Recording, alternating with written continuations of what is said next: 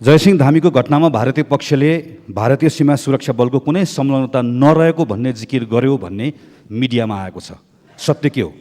2012 मा केरलाको समुद्री तटको नजिक इटालियन मरिनहरूको गोलीबाट 2 जना भारतीय मछुवारहरूको हत्या हुँदै गर्दा भारतीय सरकार 3-4 वर्षसम्म लगातार लड्यो, दृढबाट लड्यो, आफ्नो 2 जना मछुवारहरूको हत्या भयो भनेर लड्यो।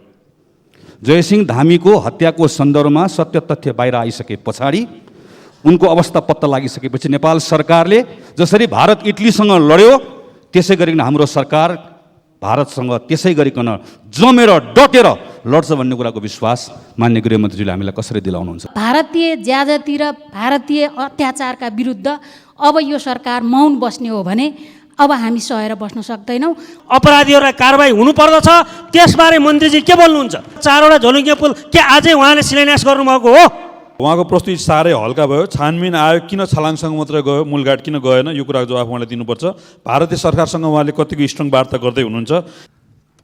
मान्य सदस्यहरू, प्रतिनिधि सभा नियमावली 2075 को नियम 219 को 2 बमोजिम मान्य मन्त्रीको वक्तव्यको सम्बन्धमा प्रश्न सोध्न चाहनुहुने मान्य सदस्यहरूले आफ्नो नाम सजिलोको लागि सभामुखको डायससँगै बसेका कर्मचारीहरूलाई 3 मिनेटभित्र उपलब्ध गराइदिन हुन अनुरोध गर्दछु।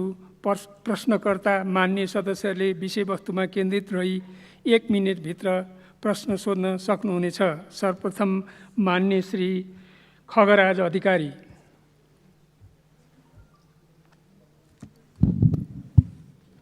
सम्माननीय सभामुख महोदय, हाम्रो गौरवशाली देश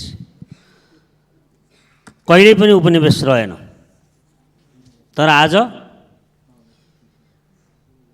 मालघाटबाट दार्चुला जाने क्रममा जयसिंह धामीको अपराधपूर्ण क्रियाकलापबाट उहाँले मृत्युवरण गर्नु परेको छ।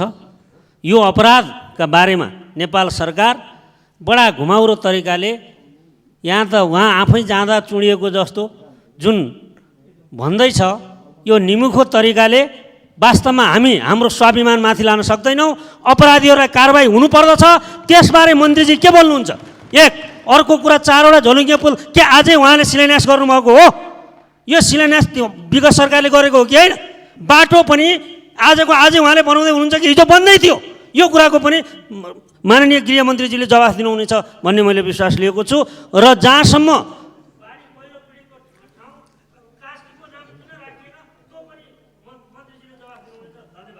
माननीय श्री योगेश कुमार भट्टराई। सभामुख महोदय, दार्चुला जिल्लामा भएको घटनामा स्वयं गृह मन्त्रालयको खोजी कार्य भइरहेको छ भन्ने मन्त्रीजीको रिपोर्ट छ, तर उहाँले जयसिंह धामीको डेथ बडी भनिसक्नुभयो। के जयसिंह धामीको मृत्यु भइसकेको हो अथवा उहाँको खोजी कार्य गरेको टोलीले अन्तिम रिपोर्ट नदिँदै किन यो घोषणा गरेको छ? म गृहमन्त्रीजीलाई प्रश्न गर्न चाहन्छु। प्राकृतिक विपत्तिमा परेका र घरबार विहीन भएकाहरूलाई 5 लाख घर निर्माणको निम्ति दिने अघिल्लो सरकारको घोषणा थियो। ताप्लेजुङको दोभान बजारमा भएको आगलागीबाट 50 घर जलेका छन्, नष्ट भएका छन्। र 71 सालमा ताप्लेजुङकै मिकुवा खोला गाउँपालिकामा बाढी र पहिरोबाट झन्डै 50 घर नष्ट भएका छन्। त्यो घर बनाउनको निम्ति प्रति परिवार 5 लाख कहिले पाउँछन्? म प्रश्न सोध्न चाहन्छु। धन्यवाद। माननीय श्री गगन कुमार थापा। सभामुख महोदय, जयसिंह धामीको घटनामा भारतीय पक्षले भारतीय सीमा सुरक्षा बलको कुनै संलग्नता नरहेको भन्ने जिकिर गर्यो भन्ने मिडियामा आएको छ। सत्य के हो? भारतीय पक्षले आधिकारिक रूपमा आफ्नो संलग्नता नभएको भनेर भनेको हो? यदि यस्तो हो भने छानबिन समितिलाई भारतीय पक्षले कस्तो सहयोग गर्ला? हाम्रो छानबिन समितिले सत्य तथ्य पत्ता लगाएर यो लिएर आउँछ भन्ने कुराको विश्वास माननीय गृहमन्त्रीजीले हामीलाई कसरी दिलाउनुहुन्छ? 2012 मा केरलाको समुद्री तटको नजिक इटालियन मरिनहरूको गोलीबाट 2 जना भारतीय मछुवारहरूको हत्या हुँदै गर्दा भारतीय सरकार 3-4 वर्षसम्म लगातार लड्यो, दृढबाट लड्यो, आफ्नो 2 जना मछुवारहरूको हत्या भयो भनेर लड्यो। जयसिंह धामीको हत्याको सन्दर्भमा सत्य तथ्य बाहिर आइसके पछाडि उनको अवस्था पत्ता लागिसकेपछि नेपाल सरकारले जसरी भारत इटलीसँग लड्यो त्यसै गरिकन हाम्रो सरकार भारतसँग त्यसै गरिकन जमेर डटेर लड्छ भन्ने कुराको विश्वास माननीय गृहमन्त्रीजीले हामीलाई कसरी दिलाउनुहुन्छ? धन्यवाद। माननीय श्री शेरबहादुर तामाङ।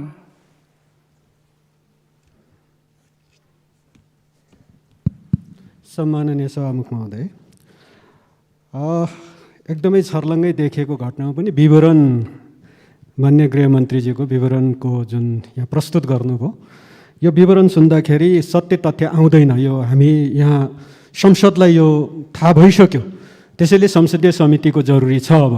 अब बोल्नै पर्ने भएको छ। त्यसमाले कुन चस्मा लगाएर उहाँले चाहिँ अब त्यो विवरण सुनाउनु भयो, यो सदनलाई जानकारी होस्।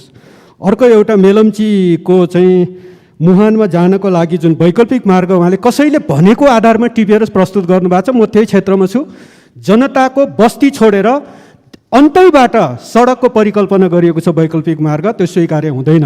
सडक बनाउनु पर्ला अरू ठाउँमा पनि, तर सबै जनताको बस्तीहरू हेलम्बु सिङ्गै पालिका मेलम्ची नगरपालिका छलेर अनि त्यसपछि अर्को ठाउँबाट वैकल्पिक मार्ग भनेर चाहिँ जुन यहाँ घोषणा गरिएको छ, यसको बारेमा नि जानकारी आओस्। धन्यवाद। माननीय श्री शान्ता चौधरी। सम्माननीय सभामुख महोदय, मान्य गृहमन्त्रीज्यूको प्रस्तुति अत्यन्त हल्का र गैर जिम्मेवारी ढङ्गले प्रस्तुत भएको देखियो। सभामुख महोदय, प्रत्यक्षदर्शीहरूले भारतका एसएसबीले तुइन काटिएको भनेर प्रत्यक्षदर्शीहरूले भनिरहेको छन्। हाम्रो गृहमन्त्रीज्यूले भन्नुहुन्छ हामी जानकारी लिइरहेका छौँ, बुझिरहेका छौँ, प्रमाण यही होइन र सभामुख महोदय? अहिले पनि प्रमाण खोजिरहने बेला हो र प्रत्यक्षदर्शीले भनिसकेपछि त्यही प्रमाण होइन र सभामुख महोदय? त्यस कारणले यस्तो हल्का पाराले प्रस्तुत हुनु उहाँको नैतिकताले दिँदैन कि भन्ने लाग्छ मलाई। र भारतीय ज्यादती र भारतीय अत्याचारका विरुद्ध अब यो सरकार मौन बस्ने हो भने अब हामी सहेर बस्न सक्दैनौँ। अहिले पनि गृहमन्त्रीज्यूले जवाफ दिइरहँदाखेरि आजका अहिलेसम्म पनि गृहमन्त्रीज्यूले के भारतीय एसएसबीको विषयमा यो के हो त भन्ने विषयमा मौन भएर बस्नुभयो। माननीय श्री विमला विक। सम्माननीय सभामुखज्यू, दार्चुलाको घटनाको सन्दर्भमा गृहमन्त्रीज्यूको प्रस्तुति असाध्यै हल्का लाग्यो।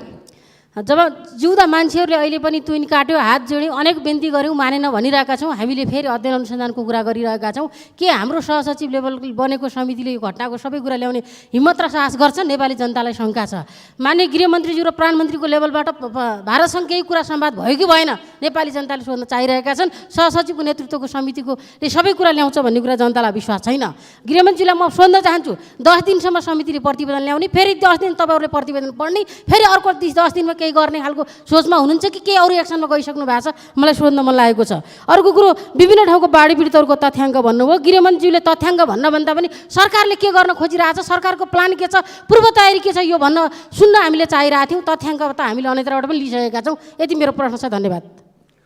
माननीय श्री गणेश सिंह ठगुन्ना। सम्माननीय सभामुख महोदय, माननीय गृहमन्त्रीज्यूले नै आफ्नो मन्तव्यमा भन्नुभयो कि नदीको तुइन तरिसकेका व्यक्तिहरू र तुइन तर्न बाँकी व्यक्तिहरू, त्यो ठाउँमा 15-20 मिटरभन्दा बढी नदीको चौडाइ छैन, त्यो त्यति मात्रै दूरी छ। त्यसकारण प्रत्यक्षदर्शीहरू स्वयंले भइरहेको घटनालाई पनि सरकारले चाहिँ किन कन्सिसाइ गरिरहेको छ, किन त्यसमा आलटाल गरिरहेको छ, गम्भीर प्रश्न छ। र दोस्रो कुरा, यो सरकारले भारत सरकार समक्ष यस घटनाको सन्दर्भमा के कुरा गरेको छ, अहिलेसम्म के यस बारेमा अगाडि बढाएको छ, यो कुरा सदनलाई जानकारी होस्। धन्यवाद। माननीय श्री महेश बस्नेत। सामान्य सभामुख महोदय, गृहमन्त्रीलाई मेरो एउटा प्रश्न छ, एउटा उत्तर छ। उहाँको प्रस्तुति साह्रै हल्का भयो। छानबिन आयोग किन छलाङसँग मात्र गयो, मूलघाट किन गएन, यो कुराको जवाफ उहाँले दिनुपर्छ। भारतीय सरकारसँग उहाँले कतिको स्ट्रङ वार्ता गर्दै हुनुहुन्छ? यस्ता खालका समस्या पटक पटक दोहोरिएको हुनाले कहिले नदोहोरिने ढङ्गले उहाँले के योजना बनाउनु भएको छ? त्यसै गरी बाढी पीडितहरूको निमित्त उहाँले पाल र चाहिँ सामान्य क्षतिपूर्तिको घोषणा गर्नुभयो, त्यतिले बाढी पीडितहरूलाई चित्त बुझ्छ कि बुझ्दैन? र उहाँले उठाउनु भएको एउटा प्रश्न चाहिँ ट्विङको अन्त्य गरेर झोलिङ पुल बन्ने प्रक्रियामा अघिल्लो सरकारले ध्यान दिएन भन्ने आशय लागेन गरी बोल्नुभएको हुनाले म स्पष्ट भन्न चाहन्छु, 142 130वटा झोलुङ्गे पुलहरू तुइनलाई स्थापित गरेर 3 वर्षमा बनेका छन् र त्योमध्ये 130वटा बने, 3टा सिमानाका कारणले समस्या भएका कारणले 3टा पुल बन्न बाँकी छ र 9वटा पुलहरू चाहिँ ठेकेदारले ढिला गरेको र पेन्डेमिक भएको कारणले नबनेका हुन्। यो मुलुक तुइन मुक्त भइसकेको छ। यदि बनेको छैन भने ठेकेदार र पेन्डेमिकको अवस्थाले मात्रै बन्न बाँकी छ। यति कुरा म गृहमन्त्रीज्यूलाई जानकारी दिन चाहन्छु। माननीय श्री देवेन्द्र राज कौडेल। महोदय, सम्मानीय सभामुख महोदय, गृहमन्त्रीजीले जुन जवाब दिनुभयो त्यसमा मेरो एउटा प्रश्न छ। जयसिंह धामीको सन्दर्भमा पीडित पक्ष नेपाल र पीडक दिने भारतीय पक्ष र नेपाल पक्षतिर नेपाली सुरक्षा निकायहरू डिआइजीको नेतृत्वमा या प्रशासनिक इकाइहरू खोज तलास गरिराखेका छन्। अर्कोतिर भारतीय पक्षमा चाहिने एनडीआरएफ भनेपछि भारतीय पक्षहरूले आफ्नो पक्षमा खोज तलास गरिराखेका छन्। के पीडकले हामी दोषी हो भनेर उसले सही जस्टिस देला? एउटा प्रश्न थियो। अर्को, सीमामा विवाद हुँदाखेरि दुवै पक्षको संयुक्त कमिटी बनाएर खोज तलास गरिन्छ, छानबिन गरिन्छ, अनुसन्धान गरिन्छ। यो केसमा भारततिर होस् या नेपाल पक्षतिर होस्, संयुक्त टोली बनाएर किन खोज तलास गरिएको छैन? त्यसको कारण के हो? त्यसको जवाब चाहियो। मान्य श्री दिलेन्द्र प्रसाद बडु। सम्माननीय सभामुख महोदय, माननीय गृहमन्त्रीले दार्चुला ट्विन घटनाको सन्दर्भमा तत्काल छानबिन समिति घटनास्थलमा गएको जानकारी दिनुभयो। यो तथाकथका लागि धन्यवाद दिन्छु। तर त्यहाँ पुगेर वास्तवमा छानबिनकै क्रममा पनि भारतीय पक्षसितको अहिलेसम्म सम्बन्ध राख्नुपर्ने आवश्यक त्यो भयो कि भएन? छानबिनमा दुवैतिरको प्रत्यक्षदर्शीहरू र दुवैतिरको छानबिनको प्रक्रियालाई अगाडि लैजानुपर्ने अवस्था देखिन्छ। ट्रेन तरिसकेका र तर्न बाँकी रहेका प्रत्यक्षदर्शी हुन्। उनीहरूको सम्पर्क भयो कि भएन र उनीहरूको सम्पर्क गराउने प्रक्रिया कहाँ पुगेको छ? त्यसो हुँदा यसको सत्य तथ्य बाहिर ल्याउन सहयोग पुग्छ भन्ने मलाई लागिरहेको छ र यसको हामीले कुनै किसिमको पक्ष विपक्ष होइन, सत्य के हो भन्ने खोज्ने कुरामा हामी सबै पक्ष केन्द्रित हुनुपर्छ, सहयोगी बन्नुपर्छ भन्ने पनि म आग्रह गर्न चाहन्छु। हस्, धन्यवाद। माननीय श्री पुष्पा भूषाल गौतम। सम्मानीय सभामुख महोदय, मुलुकको 38औं निवर्तमान प्रधानमन्त्री केपी ओली प्रधानमन्त्री भइसकेपछि पहिलो बैठकमा मैले 2 वर्षभित्र देशभरिका तुइन हटाएर झुलुङ्गे पुल कायम गर्छु भनेर बोल्नुभएको थियो। देशवासीलाई सम्बोधन गर्नुभएको छ। मलाई लाग्छ उहाँ 3.5 वर्षसम्म शासन गर्नुभयो, बोल्नुभयो, धेरै काम कम भयो। त्यसको परिणाम नेपाली जनताले भोग्नु पर्यो। श्रावण 15 गतेको घटना त्यसैको परिणाम हो। सभामुख महोदय, सभामुख मार्फत म गृहमन्त्रीज्यूलाई प्रश्न गर्न चाहन्छु। यस 15 गतेको घटनाको जुन छानबिन समिति छ, त्यो छानबिन समितिले निष्पक्ष छानबिन गर्दै जयसिंह धामीलाई न्याय प्रदान गर्ने आधार, बलियो आधार के छ त्यसको उत्तर दिनको लागि म सभामुख मार्फत माननीय गृहमन्त्रीजीको ध्यान आकर्षण गराउन चाहन्छु। धन्यवाद। माननीय सदस्यहरू, अब म माननीय गृहमन्त्रीलाई उक्त प्रश्नहरूको सम्बन्धमा जवाफ दिन अनुमति दिन्छु। सम्माननीय सभामुखज्यू र माननीय सदस्यज्यूहरूले सोध्नुभएको प्रश्न र राख्नुभएको जिज्ञासाका लागि सबै मान्य सदस्यहरूलाई म धन्यवाद दिन चाहन्छु र सबै मान्य सदस्यहरू मुलुकको अहिलेको अवस्था,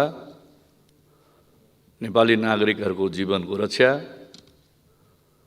विपदको व्यवस्थापनमा ज्यादै गम्भीर र संवेदनशील हुनुहुन्छ। त्यसका लागि म धन्यवाद दिन चाहन्छु।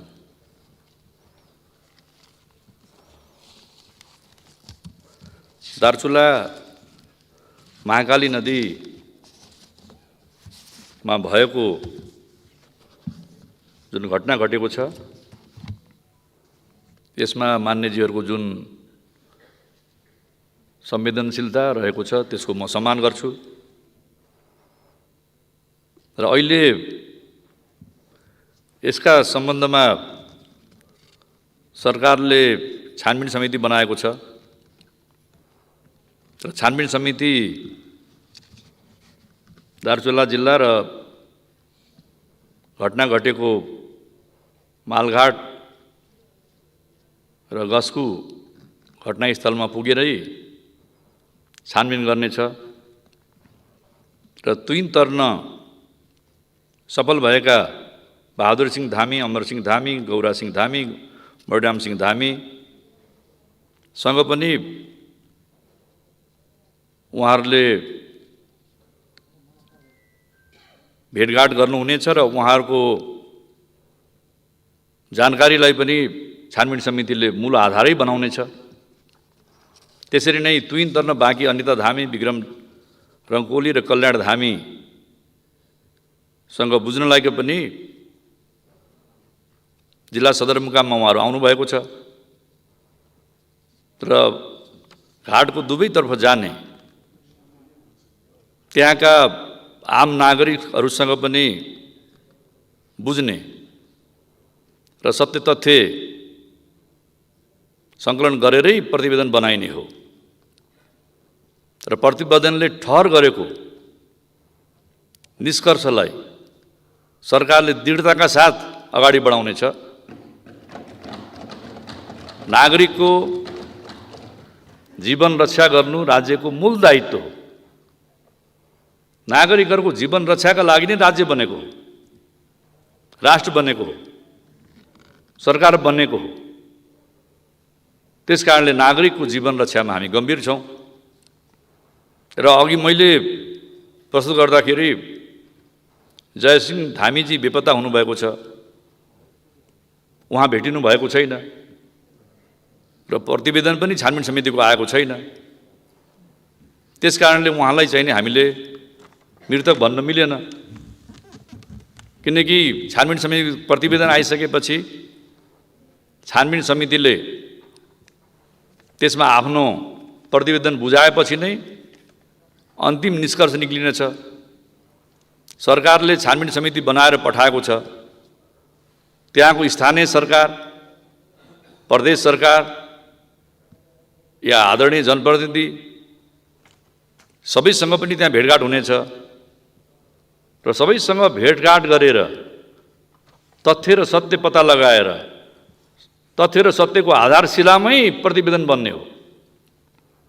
नेपाल सरकारले जे तथ्य हो त्यही नै सार्वजनिक गर्नेछ र त्यो तथ्यका लागि नेपाल सरकारले पूर्ण रूपमा अडान लिनेछ र जुनसुकै कदम चाल्नको लागि पनि नेपाल सरकार तयार छ भन्ने पनि म प्रतिबद्धता व्यक्त गर्न चाहन्छु। र त्यसका लागि छानबिन समितिले मेहनत गरेरै काम गर्नेछ। हामीले सुरुमा 7 दिनको समय दिने हो कि भनेका थियौँ, तर काठमाडौँबाट धनगढी जानु पर्यो, धनगढीबाट डडेलधुरा जानु पर्यो, डडेलधुराबाट दार्चुला जानु पर्यो। सुदूरपश्चिमका मान्यजीहरूलाई थाहा छ त्यहाँ जान आउनु पनि केही विकटताहरू छन्, समस्याहरू छन्, समय लाग्छ। त्यसकारणले नै हामीले चाहिँ 10 दिनको समय दिएको हो र उहाँहरूले त्यहाँ जाँचबुझ गरिसकेपछि खालि जिल्ला सदरमुकाममा गएर त्यहाँका अधिकारीहरूसँग, त्यहाँका पदाधिकारीहरूसँग, जनप्रतिनिधिसँग मात्र होइन कि घटनास्थलमै गएर मालघाट र गस्कुमै पुगेर त्यहाँका आम नागरिकहरूसँग पनि उहाँहरूले भेटेर नै सत्य तथ्यको छानबिन गरेर प्रतिवेदन बुझाउनु हुनेछ र त्यसले सत्यको चाहिँ सत्यलाई प्रकट गर्नेछ र त्यसलाई सरकारले दृढताका साथ अगाडि बढाउनेछ भन्ने विश्वास पुनः व्यक्त गर्न चाहन्छु। र अहिले मनसुनको चाहिने प्रकोपले धेरै नै ठुलो क्षति भएको छ र अघि मैले आफ्नो विचार व्यक्त गर्दाखेरि अहिले खास गरेर